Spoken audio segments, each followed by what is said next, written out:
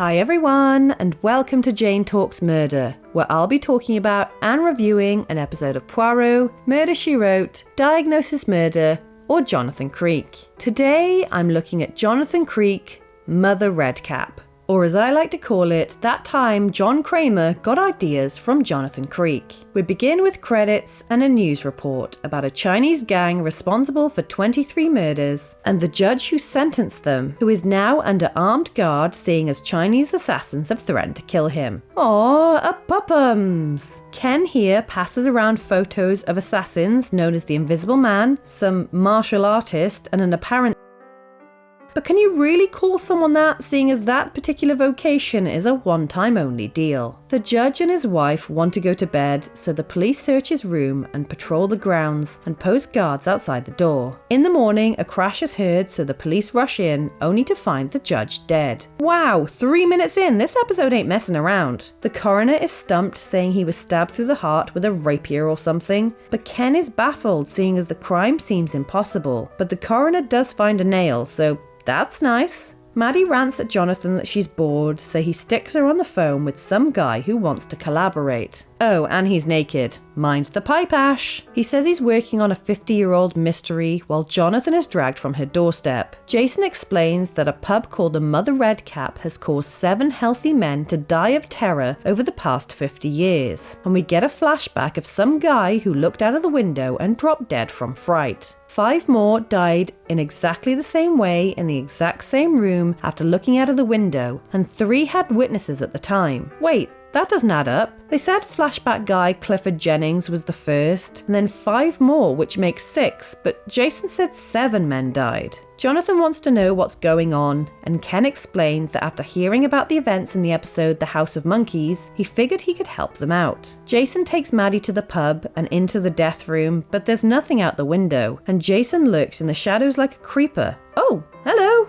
It seems to be some sort of bag lady, and Jason starts making a confession about his nudism, but Maddy isn't listening, so she says it's fine, and they have a little smooch. I am so annoyed by these 2 very different signs, and Maddy lies to Faye that she's Jonathan's wife, which pisses her off, but then suddenly Jonathan is in a car with Ken and it's light outside. They go to the house and Jonathan questions his wife, who says she woke up a few times in the night to find that time had gone backwards from 5:10 to 4:06. And she says there's only 2 ways he could have died. Either he killed himself or she killed him, but neither makes any sense. Jonathan says there has to be another explanation, but it's so ingenious that they haven't worked it out yet. While Maddy goes to the coroner's office and straight up steals the autopsy report for the bag lady. It's revealed that the broken nail found in the judge's room came from the bag lady. Jonathan calls Maddy out for lying about being his wife, and Maddy thinks the bag lady is some sort of assassin, but she was dead before the judge died. Jonathan asks about the Mother Redcap and thinks the 2 cases are connected, and despite a struggle, the judge didn't seem to resist his stabbing. This book was taking up so much of the shot, I thought it had to be important, but it just translates to death, here is your defeat. Maddy goes to Jason's, surprise nudity, while Faye is over Jonathan's for dinner, but she eats super weirdly and says both her cop brothers were killed in the line of duty. Ken arrests some guy. Oh, and no miraculously disappearing through the walls this time, if you wouldn't mind. And Jonathan and Maddy swap stories about their failed dates as they go back to the Mother Redcap and poke around.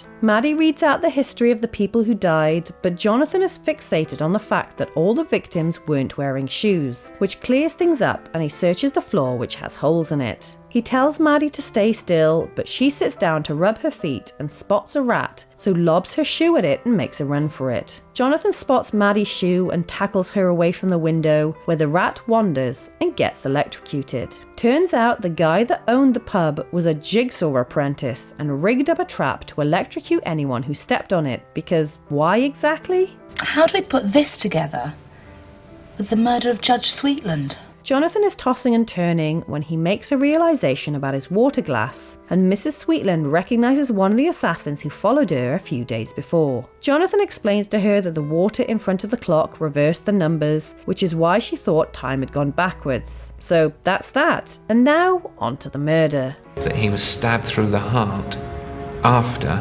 he'd been murdered. The clock had been rigged to electrocute the judge when the alarm went off. hence the apparent struggle. But seconds later, he'd been stabbed, and there was only one person who could have done it. Hi there! Oh, God.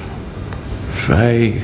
Judge Sweetland had released a guy on bail who went on to murder both of Faye's brothers, and while she'd initially planned to openly shoot the judge, a chance meeting with the bag lady, who Faye helped with her nail and turned out to be an ex-employee of Mother Redcap, told the story of how her boss was paid off by some scorned wives to bump off their cheating husbands, and that gave Faye the idea to rig the clock. She went to the Chinese gang, who set her up with the clock and a concealed blade, which she used to stab the judge, and in wiping away the blood, she accidentally dropped the fingernail. My God, you're proud of what you did to him.